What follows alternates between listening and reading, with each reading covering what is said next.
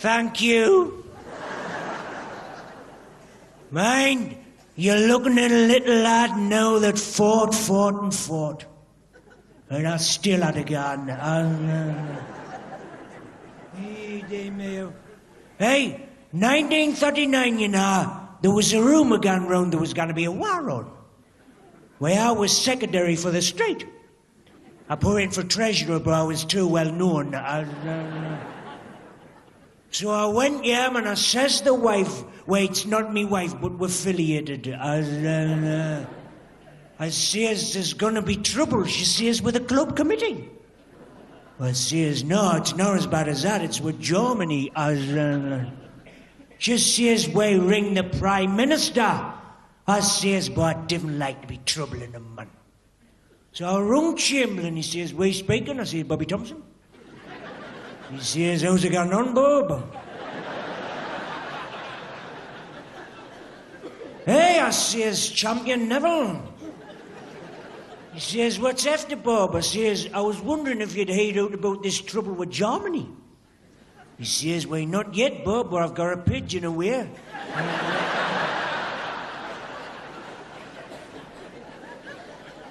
I says, well, when's it going to get to now? He says, well, what time's the sign on a Monday? Because he knew I was connected with the government. I says, I sign on at 11 o'clock, but I'll change my shift if I'm going to help the country out. He says, well, can the ring us at 3 o'clock? I says, well, it's a bit awkward, Nev, like, because I generally run a domino handicap for the gyro lads, like.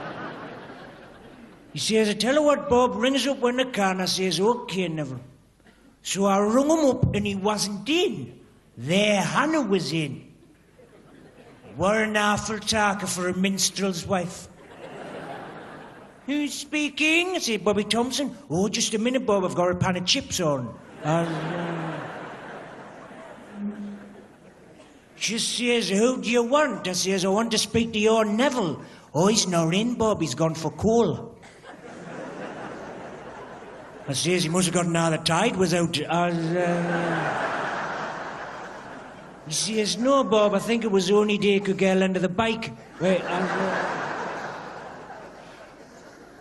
So I says, listen, Mrs. Chamberlain, when he comes home, before he gets west, tell him to ring me at Tuesday.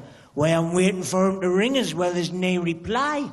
When me constipators was getting aggranoid. Now, there's a funny thing happened.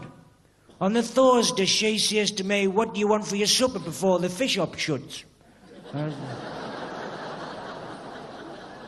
I says, I'll have a bit of bacon and egg. So I took the money in a bundle of papers and gans the fish up. Now, I'm just standing at the end of the counter, and this fellow come in with a black tash on. He says, that Bob? I says, hello, Adolf. He says, thou say no to Chamberlain. I didn't tell him I'd been speaking to him, mind, as I got any scruncheons. I says, no, what for, like? He says, he told me he'd meet me here the night at 8 o'clock, and if he doesn't turn up, there's going to be war on.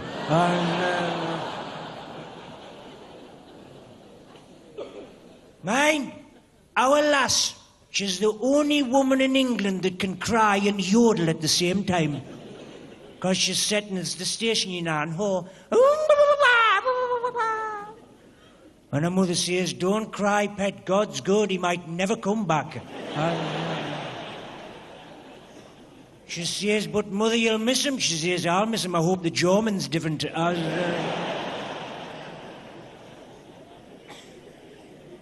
So mind, hey, I got off the train at London. Mind, London's a big place.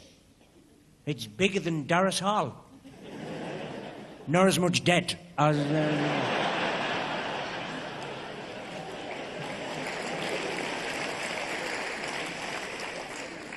So I says to the taxi driver, Waterloo, he says, the station. I says, I'm hour late for the battle. Now, I gets to Waterloo, and I seen this fellow with like a soldier's clears on, and like a deputy stick. And he keeps saying to me, Bobby, come here. Montgomery? He says, have you seen Eisenhower? I says, I've just left his sister, give hour. So me and Monty went out the palace, mind. There's crowds outside the palace, madam. What there's in here? King and Queen's hanging over the veranda. And I heard the king say to the Queen, where's this with little Bobby? Mind, I can remember this if it was the morning night. I gans the door, I knocked at the door, Lizzie come to the door, she says, hello, Bob. I says, hello, Mrs. Sovereign. She says, mind, Bob, you're lucky you've caught us. I'm just gone to my mother's. Because she used to pay our mother our catalogue money on the Thursday, see? I says, is George in? She says, yes, Bob, he's in the yard clarting on with a rabbit hutch. Mine, hey, he was pleased to see us. He says, Bob, I thought that was who come in. I says, canny bit wood you've got there, George. He says, say no, Bob fell off a wagon. I says, well, I was wondering if you fancied a couple hours out with us tonight. Mind, he was as straight as anybody else, lad. He says, Bob, I'm not standing now a flush. And I've been out 2 nights this week and she's not suited.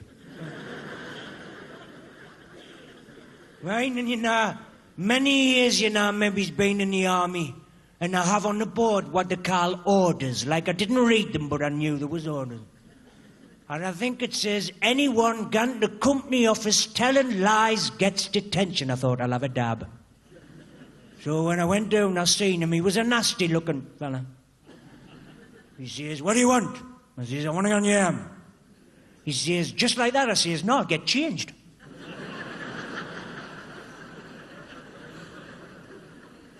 Thompson, I want the truth. Why do you want to go home? I says, my wife's going to have a baby. He says, are you sure? I says, I'm dead certain. She has gone, yeah, and come back the Tuesday. So I went, yeah, and come back the Tuesday because he sent for us. He says, well, Thompson, where is it, a boy or a girl? I says, oh, it takes months. And,